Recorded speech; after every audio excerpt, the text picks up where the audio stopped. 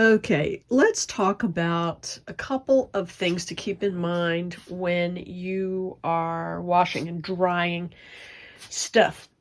The washer takes about 20 minutes to run.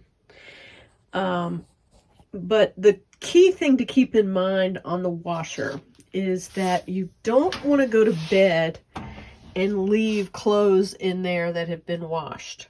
And the reason for that is if you leave them overnight in there without putting them in the dryer, mildew will set in and the clothes will stink. And so don't do this. This is a number one thing that you want to avoid. So that will mean that you will need to fold whatever might be in the dryer. Right now, the black load is in there, ready to be folded.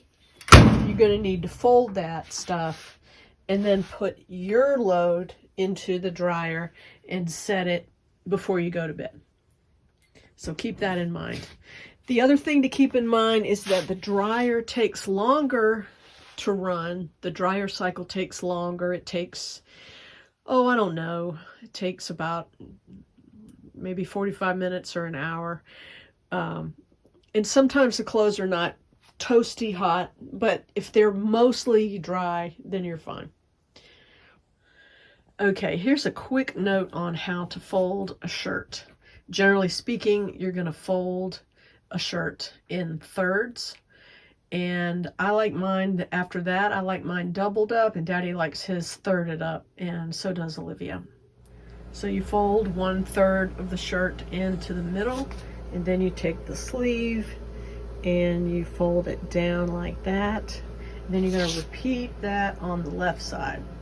And then, like I said, this is one of my shirts, so I like to just fold it up like that, and then it's done. If this was one of Daddy's shirts, he likes them folded in thirds, so it would be like this and then that. And I don't like that as much because they don't fit into the drawer as well, in my opinion. But generally speaking, pants are pretty easy. They just get folded in half and then in half again and then in half again. And it makes a nice little, pretty much like a square shape.